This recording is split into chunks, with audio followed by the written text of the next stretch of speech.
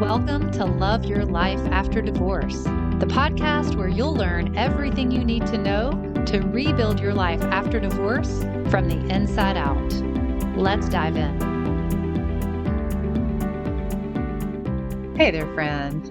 You know what I love doing? I love showing up to this podcast and sharing things with you that I know from my own personal experience and from my work with hundreds of clients that will be so helpful for you. I just love sharing things that I know will change your life for the better, that I know will give you value and help you grow and heal in ways that just create a better life for you.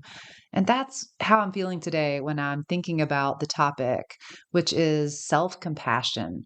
This may not be something you've given a lot of thought to, or maybe you're not even exactly sure what self compassion means or how to do it. And that's what I'm here to tell you. So I'm so excited to share this with you because, like I said, it's really powerful. And this subject of self compassion has just come up naturally in several of my coaching sessions lately. And it's just helped me realize what an important tool this is, what an important skill it is. And I've just been giving it a lot of thought the last few days about how powerful it is and like what it does for us. And so I'm excited to share it with you today. So, what exactly is self compassion? I mean, very simply put, it's just being kind and understanding to yourself, especially when you're facing something really challenging. Now, self compassion does not mean coddling or letting yourself off the hook or not allowing yourself to take responsibility. It's just showing empathy for yourself, recognizing how hard or painful or sad or disappointing or embarrassing you felt when something happened or currently is happening. And so I want to start off just by highlighting four benefits of self compassion. Because why is it even important? Why should you show yourself compassion? Well, number one, it helps heal your wounds. Showing yourself compassion instead of beating yourself up or thinking that you should have been able to show up differently in that situation. Showing yourself compassion instead leads to healing because when you are kind and understanding to yourself, you're acknowledging the hurt, the sadness, the anger, the injustice. And here's what it does it opens up a wound. Even if it's a small wound, even if it seems insignificant when you really look at what happened, if you felt any of those feelings that I just mentioned due to a situation that occurred, then you need healing. And in order to heal it, you have to feel it. You have to feel those painful emotions in order to fully heal them. And so, giving yourself compassion and acknowledging how you felt in those moments of pain, it allows those emotions to surface. It allows you to acknowledge them, to take a look at them. And you can step into that memory, whether it was 5 days ago, 5 years ago, 25 years ago, doesn't matter how long ago, but what matters is that you allow yourself to feel the feelings that you had then, and you are kind and compassionate to yourself when you remember that moment. And you can actually allow your present self to comfort your past self. That may sound strange if you've never heard of it, but it is so incredibly powerful to say words to yourself that you know you needed to hear. I mean, even to say things like, oh, I know that was so painful. Man, that was really rough. I mean, like your current self that's already past, maybe some really painful events that happened, for example, during your divorce. It is so healing to think back over that event or to look back over that time in your life when you were really struggling and just to now say to yourself, your past self, like, oh, that was so hard. That was rough and I get it. And so that's the first way that it's so helpful is just that it heals your wounds. The second benefit of showing yourself compassion is that it actually breeds self-confidence. When you show tenderness for that wound, when you show yourself compassion for how you felt, then it allows you to move forward in a healthier way with self-confidence. You have experienced some healing if you go back and do the exercise like I just mentioned. And if you're able to give yourself that compassion, then you're able to recover a part of you that maybe you've pushed down or forgotten or was you felt like was a bit lost. Because being wounded can make you feel fearful. It can cause you to shrink, to be less authentic, less bold, less honest about your own needs and your own desires. It can make you less trusting of yourself, or it can make you think that your needs and your desires don't matter, or maybe that parts of you are too much or unacceptable. And so when you go back and give yourself that compassion and you heal from that, then it allows you to show up to your life differently. You can be more confident, more aligned with who you really are. You can be more sure of yourself and just unapologetically you. When you heal, then you are less fearful. You are more authentic. And moving through life this way feels so good.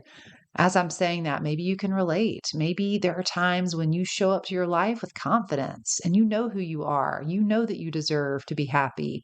You know that you can go after what you want. And so healing those past wounds and hurts allows you just to be a more whole version of yourself. The third benefit of giving yourself compassion is that it helps you have more self awareness because it helps you pay close attention to how you talk to yourself. You start recognizing all that negative self talk that you sometimes have. And this is really easy as a coach when I'm listening to my clients. It's easy for me to pick up on that negative self talk. And it's amazing to me just how often clients are not aware at all that they're being mean to themselves or that they're, calling themselves names even or not giving themselves any self compassion. And when I point it out, it's so interesting because it just softens right away. A woman just is like, ooh, like she recognizes that, yeah, I am being mean to myself and it's not helpful. And that's the truth about it. Negative self talk, it just tears you down. It really honestly does not do any good. And I'm speaking from experience because believe me, I have definitely doled out my fair share of negative self talk. And it just does not help. All it does is make you feel bad about yourself. It decreases your confidence, makes you question yourself.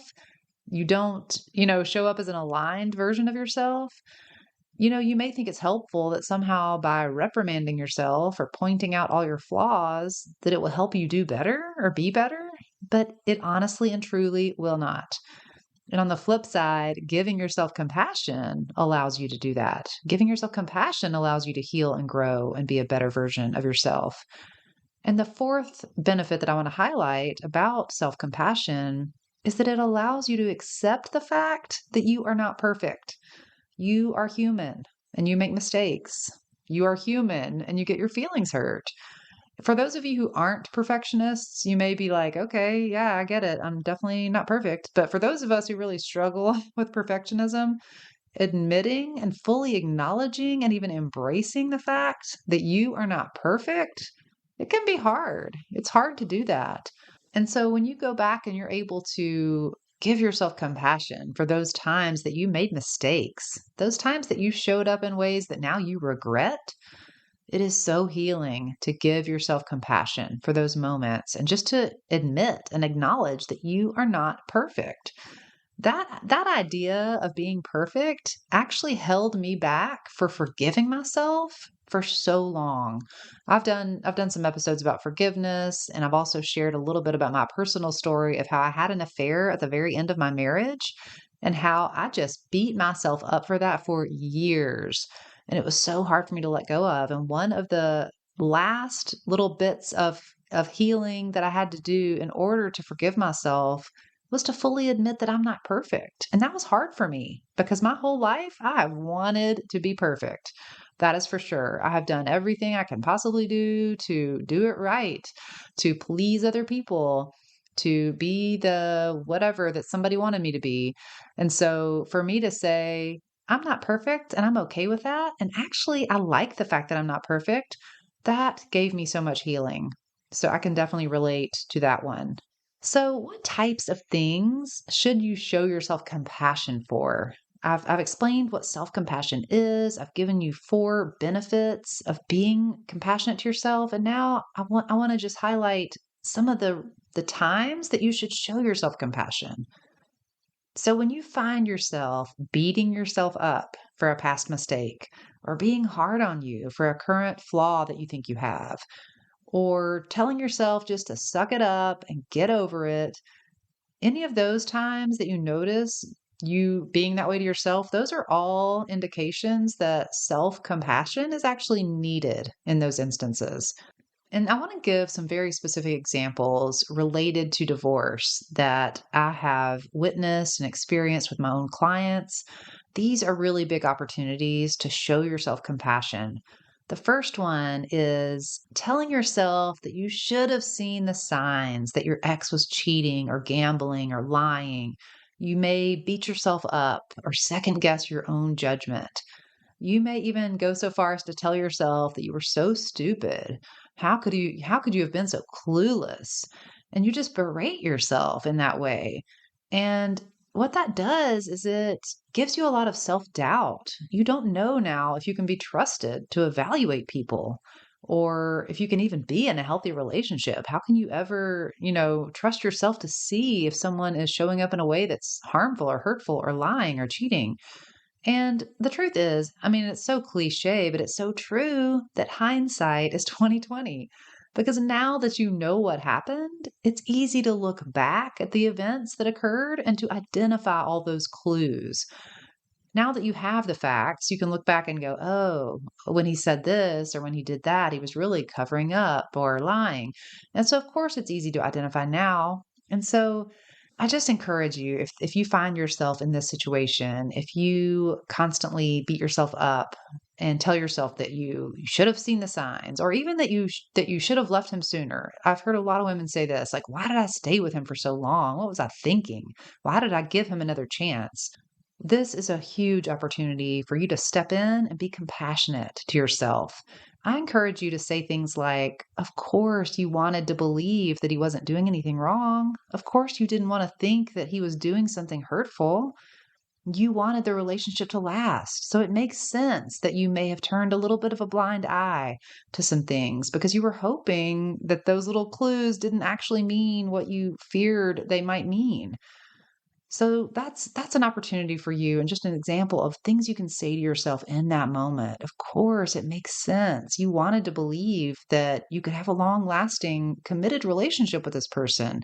You didn't want to face the hard truth that he wasn't treating you well or he wasn't being honest. You didn't want to face the hard reality of ending a marriage. It's a huge deal, as you know.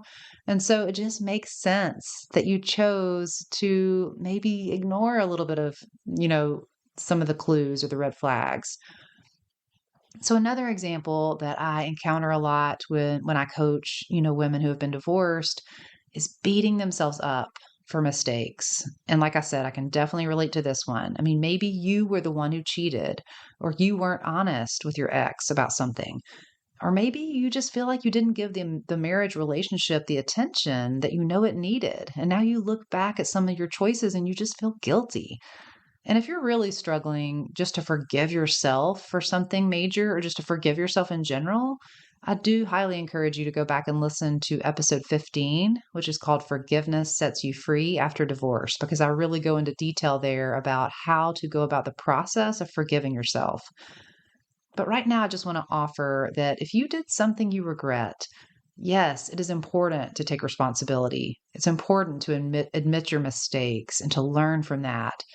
But what doesn't help is beating yourself up. You can actually take responsibility and still be kind to yourself. Because honestly, unless you are a sociopath, then you didn't do what you did for the sole purpose of hurting someone else. You were most likely just trying to get your own needs met, and then you hurt other people in that process. And so just be compassionate to that part of you that just wanted to be loved, that just wanted to have peace, wanted to enjoy life, or wanted to experience something pleasurable, or maybe the part of you that was just afraid to face something really hard. And so you went a different direction and made some bad choices. Be compassionate to that part of yourself. And then a third way that I notice women need to give themselves compassion after divorce is just to acknowledge all the situations and times that you were hurt, that you were sad, that you were disappointed, that you were embarrassed, that you were blindsided.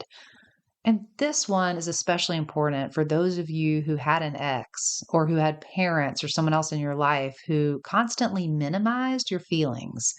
It's amazing to me how often this happens. If you were told that were just too sensitive, you should just get over it and move on, that's really not that bad, that you're making a big deal out of nothing.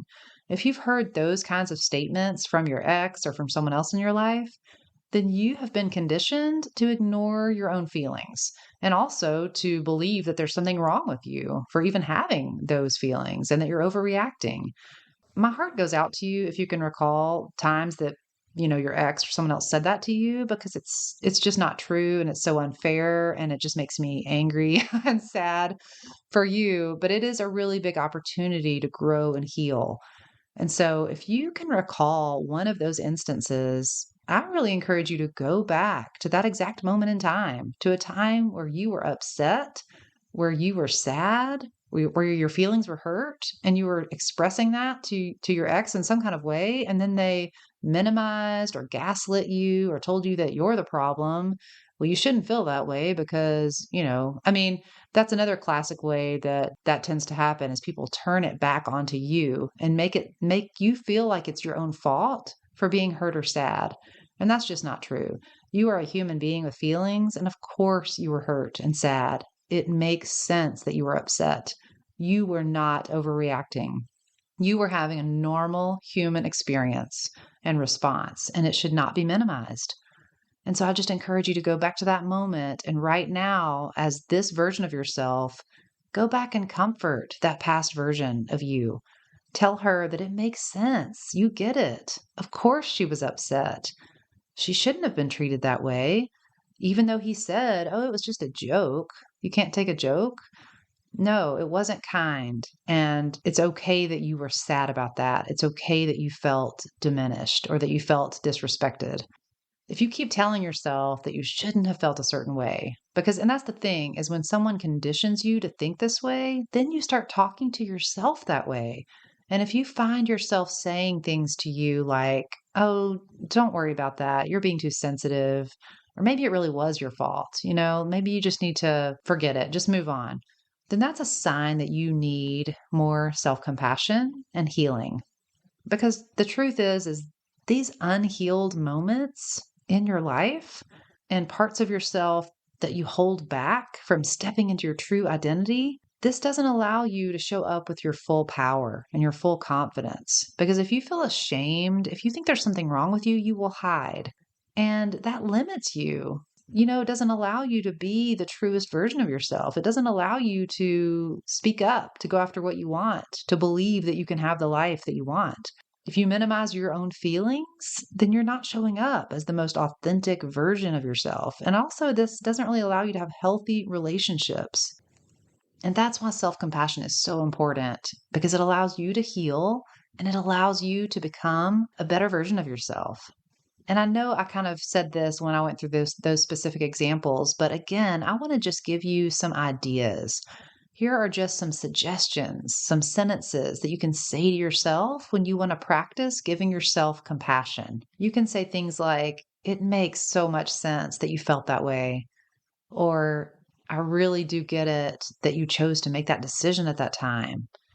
Or, you were doing the best you could with what you knew at the time. Or, you did the best you could with who you were emotionally at the time. You were just trying to get your needs met. You were trying to be accepted and loved. Or you were just trying to stay safe. You didn't want to rock the boat because you didn't want to go through a difficult time. I really understand, and I'm so sorry that happened. And so I just want to encourage you to look for those ways that you are being hard on yourself, or that you're minimizing your own emotions, or those painful memories that you have that you aren't healed from. Look for those opportunities in your life to show yourself compassion. And then just practice showing yourself compassion and kindness. Imagine that it's a friend. If a friend went through that exact thing, if you were watching a movie Or like if you're watching a recording or a video of your best friend and her partner and he said those things to her or treated her that way, what would you think about her response? Would you think that, of course, she should, feel sad about that? Of course, that was upsetting. It sometimes helps if you think of it as happening to another person, because a lot of times, unfortunately, we are more capable of showing compassion to other people than we are to ourselves. But I just want to reiterate and just tell you that self compassion leads to healing, it leads to growth. And it truly allows you to build a life you love living after divorce. So get to work, giving yourself compassion this week, looking for those opportunities and noticing how when you give yourself that healing, you feel lighter. You feel more capable. You have more energy. You're able to move through your life in a different way. And that's why giving yourself compassion is so powerful. So I'd love to hear about your experience with this. You can always email me. You can schedule a free session where we can talk through some of this. If you recognized yourself in one of these scenarios I mentioned and you need a little working through it, I would be honored to guide you along that journey and help you in real time give yourself compassion. So I look forward to hearing from you and have a great week. If you're feeling lost, overwhelmed, or unsure of how to move forward after your divorce, I've created a free guide just for you. It's called the 5 Stages of Divorce Recovery, and it lays out the roadmap to help you heal, rebuild, and love your life after divorce. This guide is packed with insights and actionable steps that will take you from grieving to embracing your future with confidence. Click the link in this podcast description, and the free guide will be delivered straight to your inbox.